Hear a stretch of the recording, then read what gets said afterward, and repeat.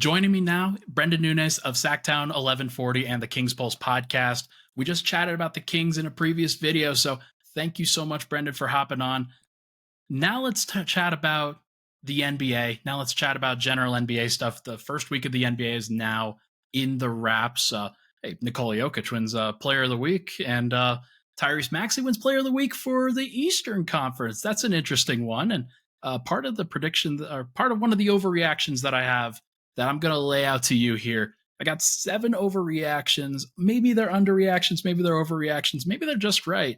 I want you to tell me which one is which, and we can kind of go through the list and talk about what makes sense from the NBA perspective versus what we're actually just overreacting to in the moment. So when you're ready, we'll hit them with the overreactions here.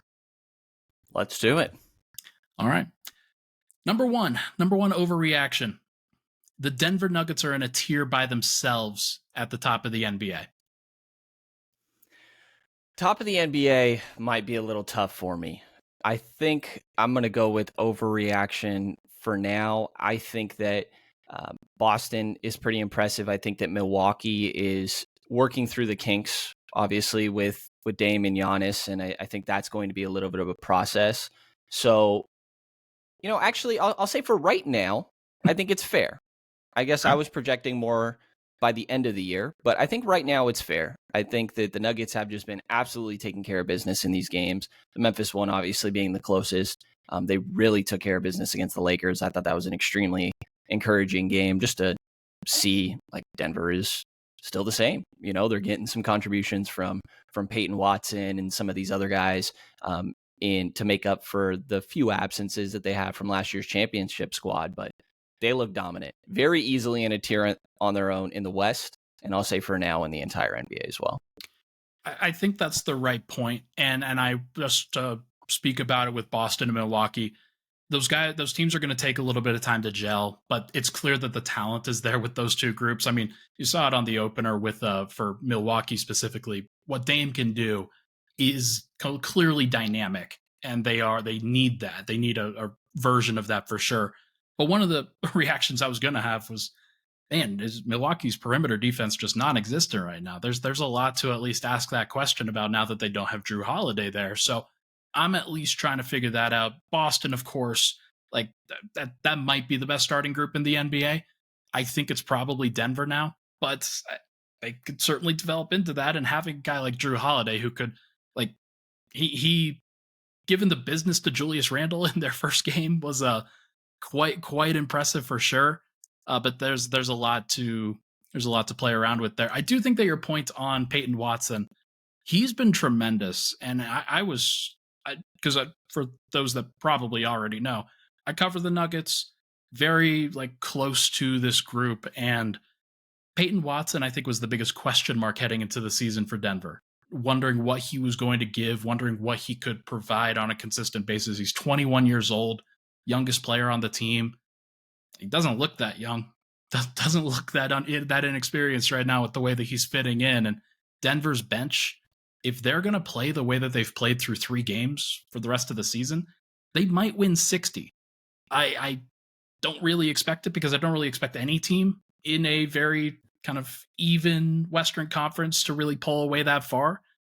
But if you told me that there was one team in the Western Conference that could break 60 wins, I think it's probably got to be Denver. But I think you're probably right. Overreaction for the long term, but maybe it's just right for right now.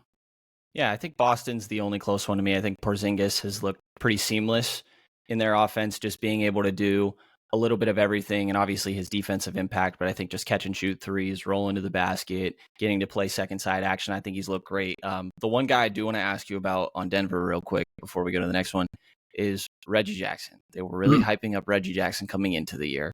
He's gotten plus 20 minutes in all 3 of these games. Obviously had a big one against Memphis, but where are you at with his contributions this year? Do you feel like they can rely on him throughout the course of this season? Probably not, but I think through 3 games, he's as big of a reason as anybody on that bench unit why the team has been so good. He fits in better than I expected to the starting group where he kind of knows when to put his foot on the gas, when to get out of the way, when to just give the ball to Jokic. And like that's half the battle, obviously, with Denver's offense is just figuring out how to get the ball to Jokic where he wants it. But for the most part, he has done a good job. And I think with that second unit, they need somebody who can both score, but can also pass a little bit and can also take some of those hero shots every now and then where it's 4 seconds, 5 seconds left on the shot clock. You need somebody to just create something, and then you're going to be fine. He has done a good job and hit enough shots so far that it makes sense, but I don't expect Denver's defense to hold up the way that it has with the second unit. It's been tremendous. I think the number that I heard on the 5-man unit of uh, Reggie, Jamal Murray staggering with the second unit, Christian Brown, Peyton Watson, Zeke Naji, 70 defensive rating. Like, oh man, like you never would expect that with that group. I mean, I don't think that's sustainable, obviously, but if they're going to defend, they don't really need a ton of offense with Reggie. So I think that's what they're getting right now is fine, and we'll have to cross that bridge when we come to it in game 40 or so.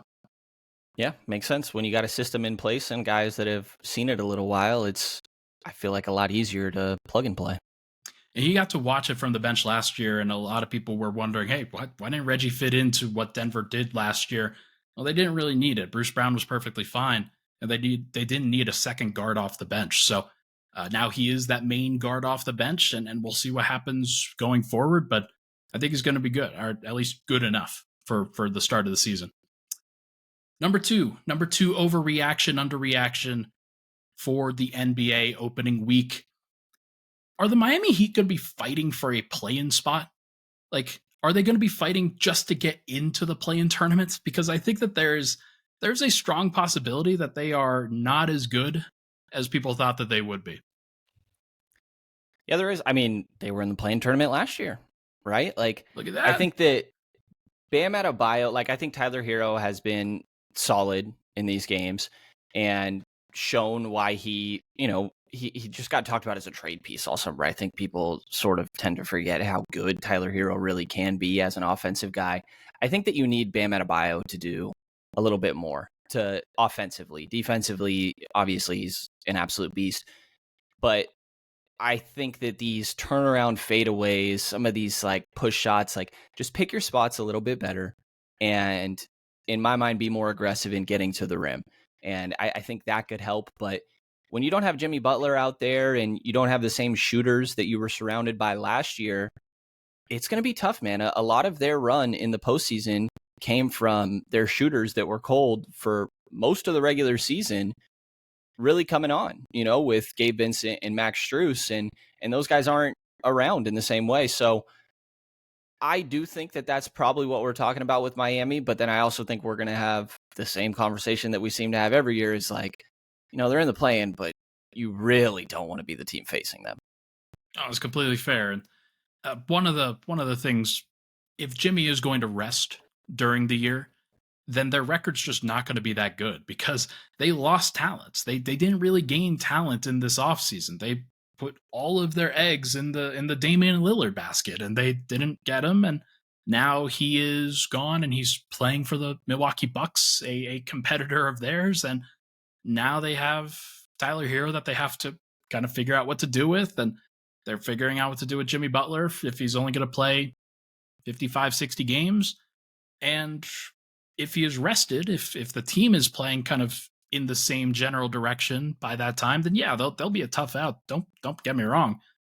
But I also am just like kind of over the experience. I think the Miami Heat were very fluky last year, and I am not sure why so many teams crumbled under the mental and emotional pressure that they put under them last year.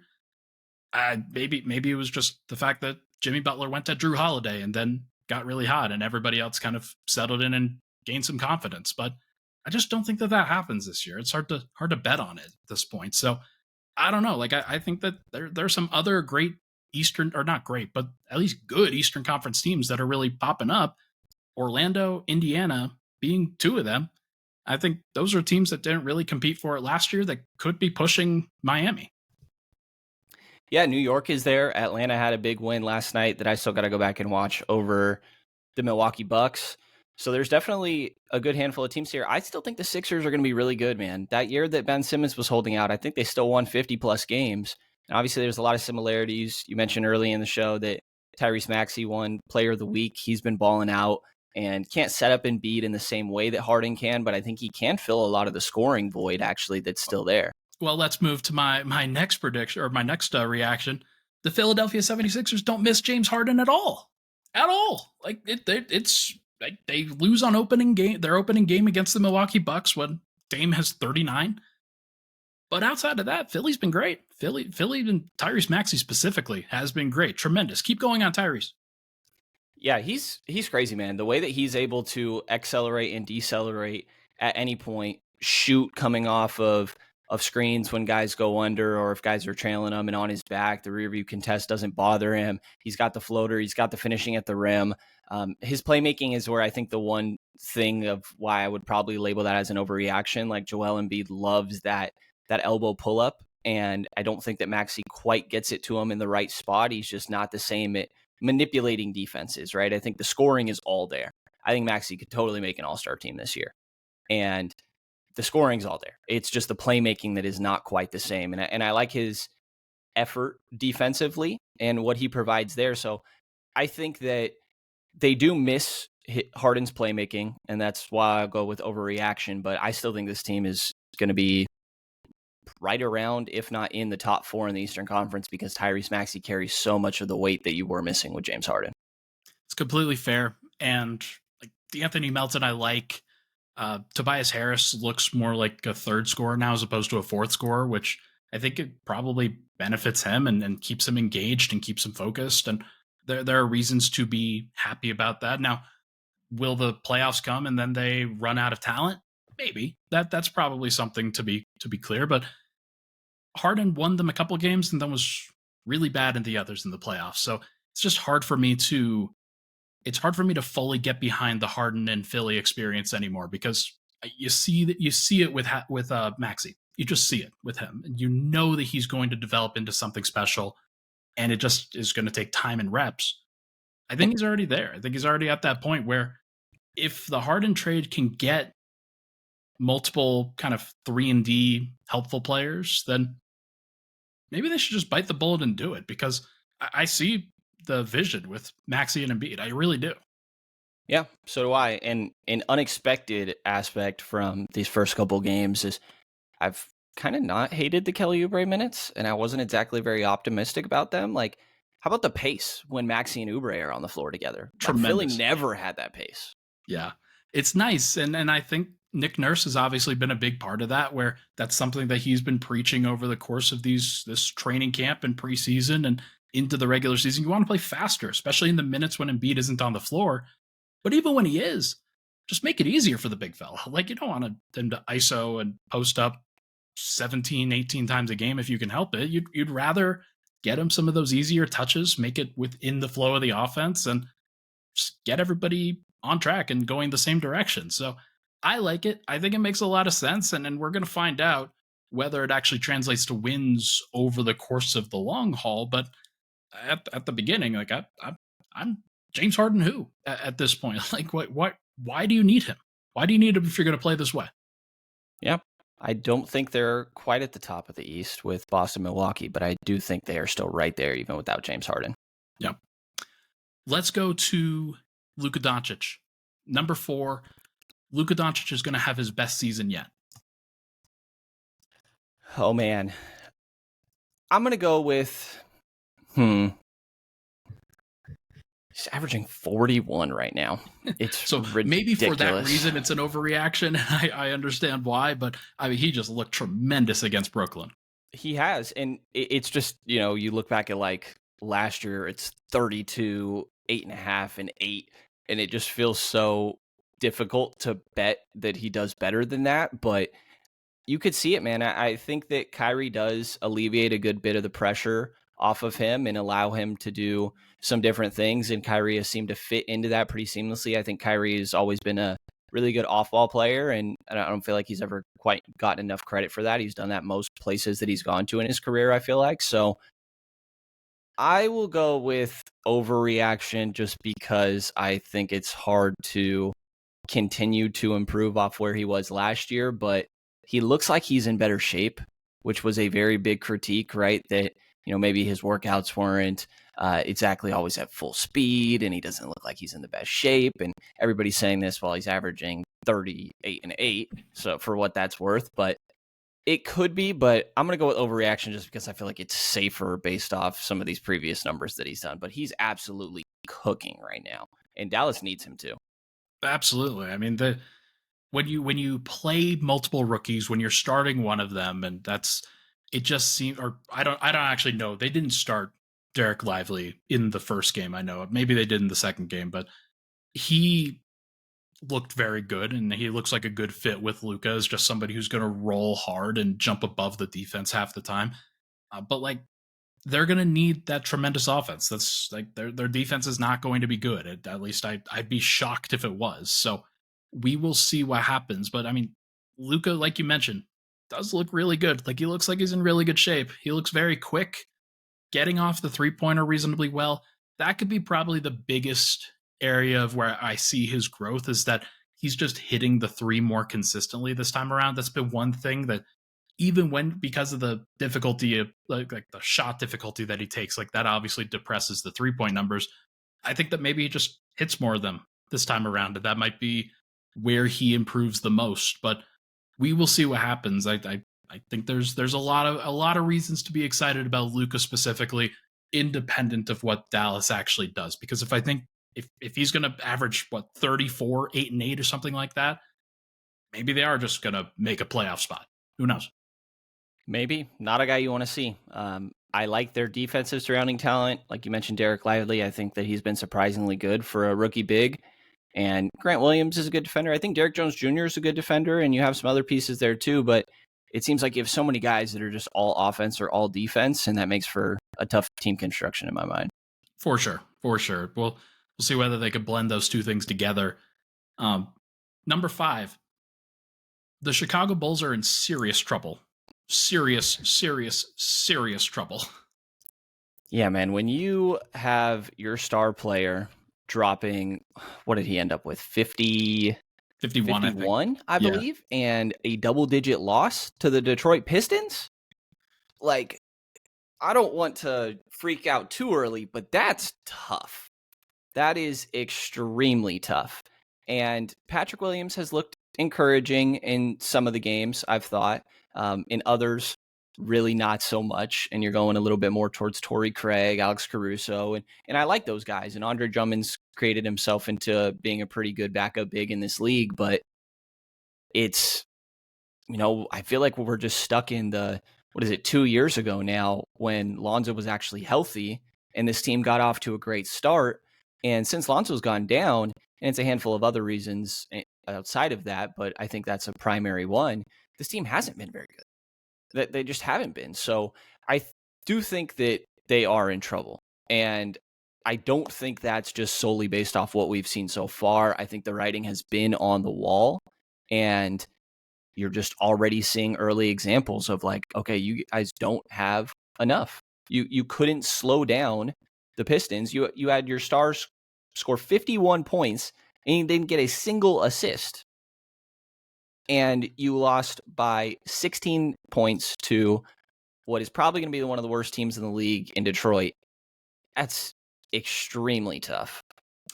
Not a great look for the Chicago Bulls. And I think spinning your tires is probably the apt description for this team, where it does feel like they're trying to replicate what Lonzo was doing with multiple guys and trying to foster that vision where DeMar DeRozan was a fringe MVP candidate and Zach LaVine's doing the dynamic wing thing that you obviously expect of him at this point in his career. But Nikola Vucevic getting kind of dominated by Jalen Duran. Uh, Lots of guys just not really fitting in that tremendously. Patrick Williams, for as impressive as he was against the Nuggets in preseason, not so tremendous so far this year. Uh, I'm I'm concerned. I think that Billy Donovan, that's usually the direction that these teams go, where you Yep. may fire a guy like him. You may try to change the energy as easily as you can, as quickly as you can. But the rumors have already been about, like Zach Levine trade rumors, DeMar DeRozan trade rumors. They were thinking about not bringing back Vucevic, apparently, according to some folks, and now he's back, and now you're reprising basically the same group with some minor tweaks, and it just feels the same or worse. It definitely does. And there's no signs of anything for Lonzo right now. I heard some optimism about potentially like next year, but I don't know where this team gets better. Like, I agree with you. I think the coach is typically one of the first changes to be made.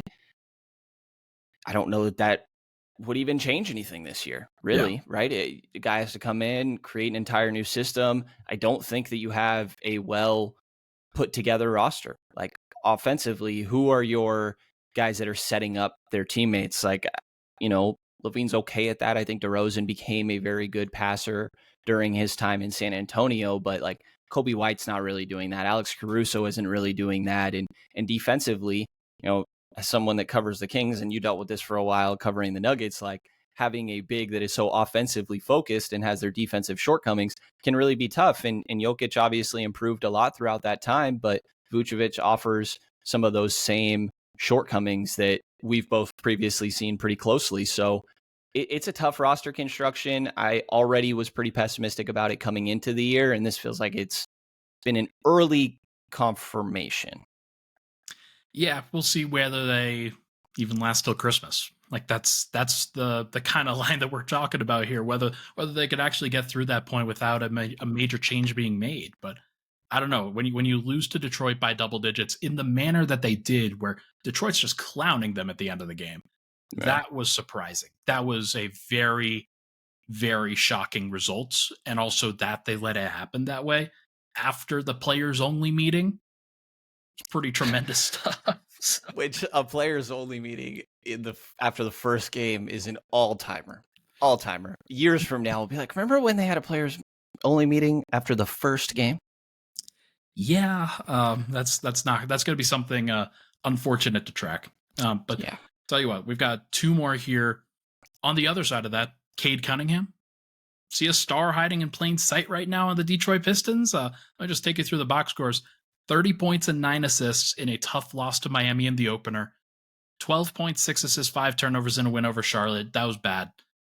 25 points and 10 assists in a blowout win over Chicago. Like, 2 out of 3 is pretty good. And I think Cade might be on the way to something here. I'm a Cade believer. I have been a Cade believer. And, there was a lot of injuries that he's dealt with throughout the course of his career, or really just a couple that have made him miss a lot of games. And the roster construction is not very kind to his play style. He's almost like Luka Doncic ish of a play style when it comes to creating for his teammates. And he even seems to be a little bit more pass first, or a lot more pass first than what Luka is. And you don't have any shooters around him. So I think the fact that he's been able to do this and built a good chemistry with Jalen Duren and some of these backup bigs out there, like they have an encouraging defense, and Cade is a big part of that. But I think for him to be successfully managing to do all this while being guarded by the best defender on the other team and not having this spacing around him is an encouraging sign. I've thought that Cade is going to be a perennial all-star in this league, and similar to the last takeaway, I think that this is early signs of that in this season. A really good showing. I think he manipulates and controls the game so well. He plays at his own speed, and it's just going to be about getting spacing around him, right? It's stereotypical. Everybody needs 3-and-D players. The Pistons really need 3-and-D players. And I think as they eventually get more of those, Cade's stardom will continue to grow. So I think that's a fair reaction. It's gonna be a lot of fun to watch. He's always been one of my favorite guys to watch, even though he really struggled in his rookie season. Sort of figured it out towards the end of that, and then obviously lost basically all of last year to the injury that he suffered. So a little bit behind in the development curve, but this might be like happening a little bit faster than maybe we thought. So I'm excited to track that throughout the year. Last thing here, you got an up close and personal look at this in the Kings home opener. Is Chris Paul a better fit with the Warriors than maybe people realized? Yes, yes. I'm actually even going to say this is an underreaction. I think Chris Paul is an amazing fit with the Mm. Warriors. In that game against the Sacramento Kings, their Kings' second game, it was their home opener. The game really got out of hand with Steph Curry on the bench. And I know that Curry cooked them. It was probably, I mean, I think easily better than what he did with his 51 in game 7. I think he had like 41 on some absurdly low amount of shot attempts. And it wasn't even because of free throws. He was just making everything and so many triples that were ridiculously difficult and, doing his dancing after he hit him with the night and all that. Steph's great. They got killed in the non-Steph minutes last year. And Chris Paul helps that so much. And I think it's going to get even better when he's on the floor with Draymond Green. You put those two extremely smart players next to each other, let them run a pick and roll, and Chris Paul can snake it. He can feed Draymond, who can make 4-on-3 from there. And I think that he does so much for shoring up one of their biggest weaknesses, which was just surviving when Curry was not on the floor. And Jordan Poole's a phenomenal offensive player. I think he's going to flirt with being one of the highest scoring leaders in the league this year. I don't think his team's going to win many games. He can score, but he can't set up his teammates in the way that we've seen Chris Paul do. And as sort of expected, it's really benefited Moses Moody and Jonathan Kuminga. So I'll even go underreaction. I think Chris Paul is doing so much for the non-Steph Curry minutes that were horrible last year for Golden State. I love that. I think they're going to be a root canal to play, because you get done with Steph Curry and his minutes, and maybe he plays 36 minutes in an important game. But then in the other 12, you've got to deal with Chris Paul snaking screens and setting up guys perfectly and creating easy alley-oops and open corner threes and then hitting these fall away mid-range jumpers that you're talking about. Man, that's going to be tough. That's going to be a tough one. But like you mentioned, Moses Moody, Jonathan Kuminga, even Dario Saric, like, just makes a lot of sense with a group like that. And they are going to be a root canal to play for sure, as Michael Malone likes to say. So should be fascinating to track. But I do have to get out of here to make sure to get to this Nuggets game tonight. But it has been tremendous talking to you, Brenden. Where can everybody find your work? Yeah, thanks for having me on, Ryan. It's at Brenden Nunes MBA on Twitter, and writings on SactownSports.com. So appreciate you having me on. Glad to talk NBA, and so thankful that the season is here. So very thankful myself. He is Brenden Nunes. Thank you so much for joining the show, everybody. Make sure to hit the like and subscribe button down below, and we will talk to you guys very soon.